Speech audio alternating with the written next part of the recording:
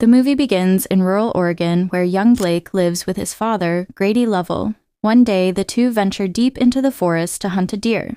Blake, captivated by the scenic beauty, pays little attention to his father's warnings to be cautious near the edge.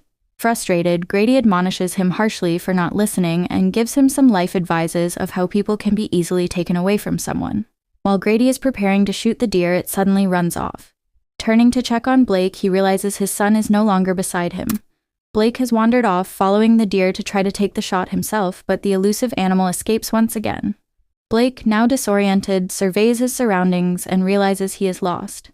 His father eventually finds him and angrily scolds him for straying away. Suddenly, they hear a loud growl and decide to take shelter in a nearby deer blind. As they sit in silence, the sound of heavy breathing and a menacing growl grows closer. Something begins scratching at the door, attempting to get inside. Grady stands up and spots the deer with his rifle, which is in a gruesome state. Alarmed, Grady shoots at something when he hears a noise. After a while, the sounds eventually fade. Later, they return home. Blake overhears his father on the CB radio, reporting that he encountered a strange creature, a wolf.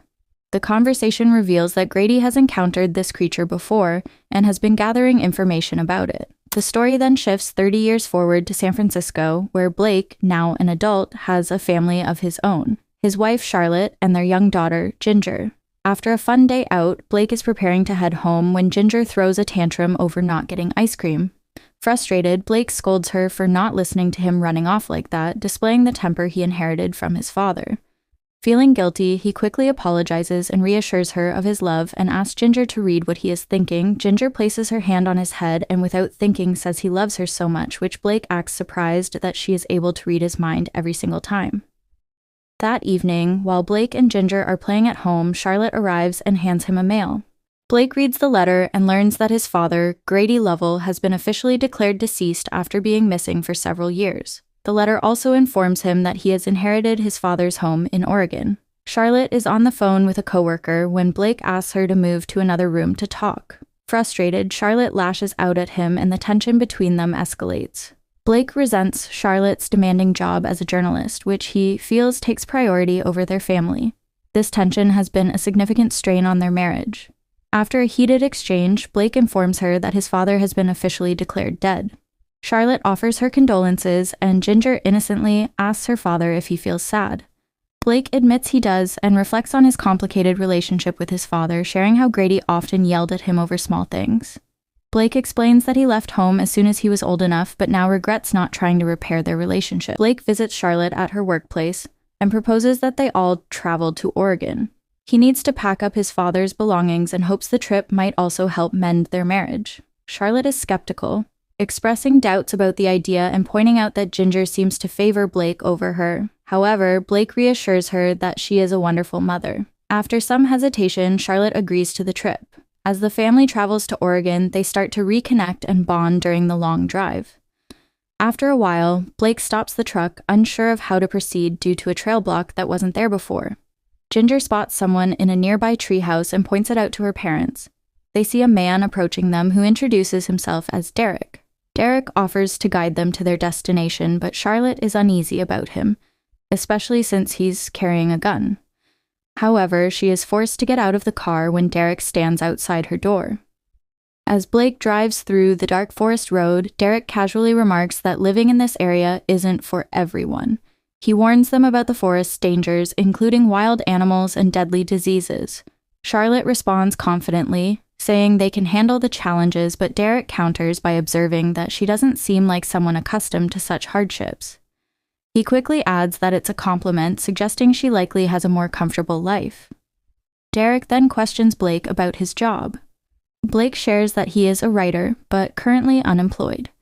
Charlotte mentions her work as a journalist. After a moment of silence, Derek comments that Blake must be proud to have such a beautiful family. Blake agrees, saying he feels lucky, but before he can finish his thought, he spots a figure in the middle of the road.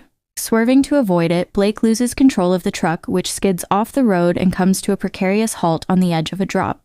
Derek falls through the car door when he opens it. Blake quickly instructs Charlotte and Ginger to climb back up to safety. As he turns, Blake spots a creature resembling a werewolf emerging from the shadows through the windshield.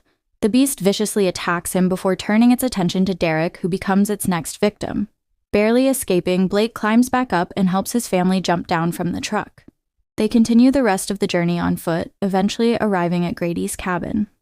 Just as they begin to catch their breath, a loud growl interrupts the moment. The family sprints to the house and takes refuge inside. The creature relentlessly slams against the door but eventually retreats. Inside, Blake searches the house and finds a flashlight. After tinkering with the generator, he manages to restore the power. Later, after tucking Ginger into bed, Blake surveys the perimeter to ensure the creature isn't lurking nearby. Satisfied that it's clear, he returns to his daughter. Before he leaves, Ginger asks if the man from the treehouse is dead. Blake hesitates but admits he couldn't save him and apologizes for not protecting her better. He reassures her of his love, promising to keep her safe. Blake then tells Charlotte they need to barricade the front door. When Charlotte asks what kind of creature they're dealing with, Blake admits he's unsure but mentions seeing it stand on two legs like human. Blake then moves a heavy bookshelf in front of the door to better protect themselves from the werewolf wrath. Blake decides to call for help and tries the radio, but no one responds. As he scans the room, he smells something strange and discovers food in one of the rooms. Hungry, he tries to eat it, but as he bites down, he feels something wrong. His teeth begin to loosen. Charlotte notices Blake's hand is severely bruised from the earlier attack and carefully bandages it. Blake attributes it to hitting his jaw on the wheel and thinks he might have scratched his arm on the windshield. However, Charlotte points out that it doesn't look like a glass scratch. While Blake secures the door, he's startled to see Ginger awake. He gently scolds her and sends her back to bed before asking Charlotte if she had used the radio. Both seem confused as they couldn't understand what Blake is saying, thus beginning his werewolf transformation. As Blake continues hammering screws into the barricade, he accidentally strikes his own hand. He heads to the bathroom to clean the wound, but while there, he hears a loud noise. Investigating the source, he finds a spider crawling on the wall. Suddenly, Blake begins to experience heightened hearing. In the midst of his struggle, Blake spots the same creature that attacked him earlier prowling near the house. He moves toward the door, but before he can act, the wolf smashes through and grabs his foot. Acting quickly, Charlotte uses a hammer to strike the beast, forcing it to release Blake. Blake wakes up in the middle of the night, disoriented and distressed. Searching for Charlotte and Ginger, he hears Charlotte on the radio pleading for help. She explains that her husband was attacked by a creature and has developed a strange illness that has rendered him unable to speak or act normally. The signal cuts out, leaving her in despair. Turning around, Charlotte is startled to see Blake, his face partially deformed. He tries to speak, but his words are garbled and incoherent. She gently guides him back to the bed. Blake notices his hair falling out in clumps. Hoping to communicate, she hands him a notepad and pen, asking him to write down what he's feeling. Blake shakily writes, "I'm dying." Refusing to accept his words, Charlotte insists that he's just sick and begs him to hold on. She tearfully tells him she loves him and dreams of raising Ginger together on the farm as a family. But Blake, consumed by his transformation, cannot fully grasp her words. His heightened senses and rapidly deteriorating body take over, causing him to gnaw at his injured hand in pain. Realizing time is running out, Charlotte retrieves the car keys and tries to jumpstart the car. The engine roars to life, but their plan is interrupted when a werewolf emerges from the darkness and chases after them. The family abandons the car and climbs a ladder to a nearby structure, hoping to evade the creature, as the wolf relentlessly pursues them by tearing down the roof. Blake signals for Charlotte and Ginger to return to the house while he jumps down to distract it. Inside the house, Ginger pleads with her mom to go back for Blake, but Charlotte reassures her that he's doing everything to protect them. Soon after, Blake returns, now visibly more monstrous, but retaining faint traces of his humanity. As he approaches Charlotte, she stands firm, knowing he wouldn't harm her. Suddenly, the fully transformed werewolf attacks Blake. Charlotte intervenes, stabbing the beast to protect him. Securing Ginger in a safe place, she faces the wolf herself. Blake fights off the creature, killing it, only to discover it's his father Grady, identified by the distinct tattoo on his arm. Devastated by the realization, Blake flees outside where his transformation into a werewolf completes. With elongated claws, glowing eyes, and a haunting howl, he succumbs to the curse, losing his humanity entirely. Charlotte, shaken, explains to Ginger that the creature Blake killed was her grandfather. She tells Ginger that Grady disappeared into the forest years ago and unknowingly passed the curse to Blake. Their grief is interrupted by a loud crash, plunging the house into darkness. Blake, now a full werewolf, appears outside, forcing Charlotte and Ginger to flee. They take refuge in the barn and set a bear trap to stop him. Blake steps into the trap but severs his leg to escape and continues his pursuit. Charlotte and Ginger reach the wreckage spot where the gun lays on the ground. Charlotte grabs it and they both flee to the deer blind. Blake appears, his monstrous form looming over them.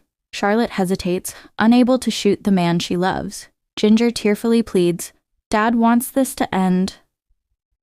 Realizing what must be done, Blake moves closer, forcing Charlotte to act. She fires the gun, ending his suffering. As dawn breaks, Charlotte and Ginger sit in silence, mourning their loss. They gaze at the serene beauty of the farm that Blake had once described as magical, a bittersweet reminder of the life they dreamed of together. And with that, their story concludes. A tale of love, sacrifice, and the unrelenting power of a father's devotion.